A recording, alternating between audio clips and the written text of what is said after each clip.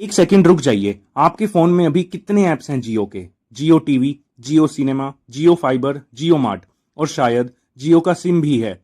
400 million से ज्यादा Indians रोज जियो का इंटरनेट चलाते हैं। ये कंपनी इंडिया की डिजिटल बैकबोन बन चुकी है और अब यही कंपनी स्टॉक मार्केट में आ रही है। जियो प्लेटफॉर्म का आईपीओ। अब दो सवाल हैं। पहला, क्या ये आईपीओ आपको मालामाल कर देगा? दूसरा, क्या आईपीओ डॉक्यूमेंट्स में कुछ ऐसा छुपा है जो गेम पलट सकता है? आज दोनों सवालों की ऑनेस्ट जवाब मिलेंगे, नंबर्स के साथ, फैक्ट के साथ, बिना किसी हाइप के साथ। कोई भी इन्वेस्टमेंट करने से पहले एक चीज जरूर समझें, कंपनी कितनी स्ट्रांग है। तो जियो के नंबर्स देखते हैं। मार्च 2026 में रेवेन्यू 44,928 करोड़, प्रॉफिट 7,935 करोड़। ये सिर्फ नंबर नहीं है, ये प्रूफ है बिजनेस फुल स्पीड में दौड़ रहा है। थोड़ा और कंटेक्स्ट देते हैं। 44,928 करोड़ ये एक महीने की कमाई है, मतलब रोज रफली 1500 करोड़, हर घंटे 62 करोड़ और प्रॉफिट 7,935 करोड़। ये सिर्फ एक क्वार्टर में 18% की ग्रोथ। मतलब कंपनी सिर्फ कमा नहीं रही, एफिशिएंटली कमा रही है। फंडामेंटल्स एकदम सॉलिड हैं। पर एक बात, स्ट्रॉन्ग कंपनी और स्ट्रॉन्ग आईपीओ इन्वेस्टमेंट ये दोनों अलग चीजें हैं। बहुत बार ऐसा हुआ है, कंपनी बहुत अच्छी होती है, बिजनेस बहुत स्ट्रांग होता है, पर आईपीओ में प्राइस इतनी ज्यादा होती है कि रिटर्न मिलता ही नहीं। और कभी कभी कंपनी के अपने डॉक्यूमेंट्स में कुछ ऐसी चीजें लिखी होती हैं जो हम लोग इग्नोर कर देते हैं। जियो ने अपने आईपीओ में डॉक्यूमेंट्स में 7 बड़े रिस्क मेंशन किए हैं। एक एक करके समझते हैं। टेलीकॉम बिजनेस का सबसे बड़ा फाउंडेशन स्पेक्ट्रम। जितना बेटर स्पेक्ट्रम, उतनी फास्टर नेटवर्क, उतने ज्यादा कस्टमर्स, उतना ज्यादा रेवेन्यू। अब प्रॉब्लम क्या है? स्पेक्ट्रम ऑक्शन होती है। अगर एयरटेल ने ज्यादा पैसा लगाया और बेटर स्पेक्ट्रम ले गया तो जियो की नेटवर्क स्पीड और एक्सपेंशन डायरेक्टली इंपैक्ट हो सकती है। और ये थियोटिकल रिस्क नहीं है। पीछे कुछ सालों में स्पेक्ट्रम ऑक्शन में कंपटीशन बहुत बड़ा हो चुका है। ये जियो का पहला नॉलेज रिस्क है। टेलीकॉम इंडिया के सबसे ज्यादा रेगुलेटेड सेक्टर में से एक है। ट्राई और डॉट ये दो बॉडीज हैं जो टेलीकॉम के रूल्स बनाती है और ये रूल्स कभी भी बदल सकते हैं।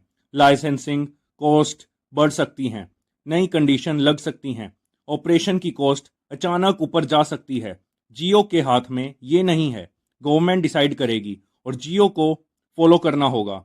ये एक रियल रिस्क है जो किसी भी टेलीकॉम कंपनी के साथ होता है। एक चीज जो बहुत लोग नहीं देखते, जियो रोज पैसा खर्च करती है। सिर्फ FY26 में 34,185 करोड़ का कैपेक्स। ये है कैपिटल एक्सपेंडिचर। मतलब नेटवर्क अपग्रेड करना, न्यू टावर लगाना, 5G एक्सपेंड करना, टेक्नोलॉजी अपडेट करना।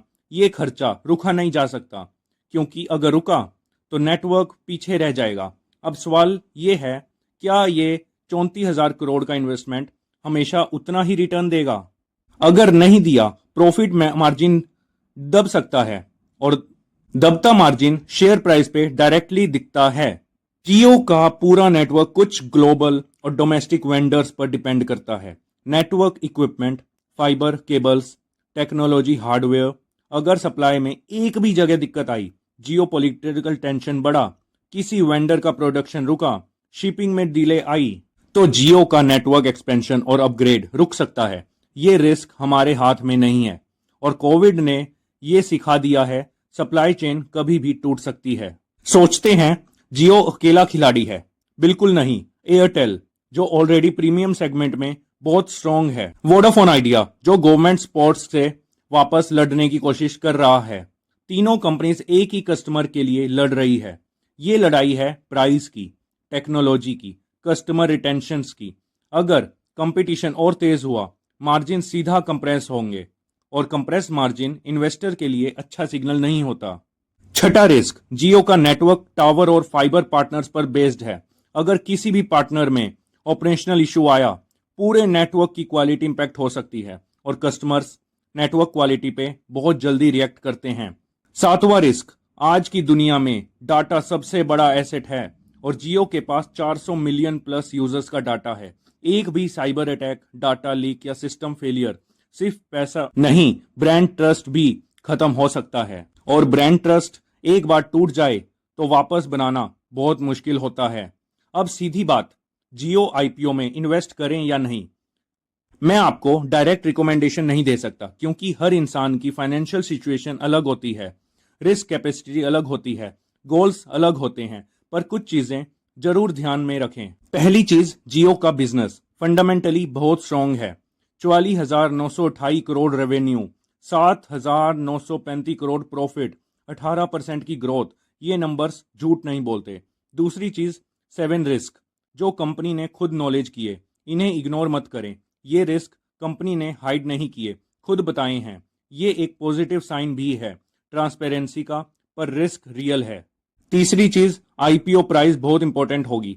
अगर वैल्यूएशन रीजनेबल है तो लॉन्ग टर्म में अच्छा रिटर्न मिल सकता है। अगर वैल्यूएशन बहुत ज्यादा है तो शॉर्ट टर्म में लिस्टिंग लॉस भी हो सकता है।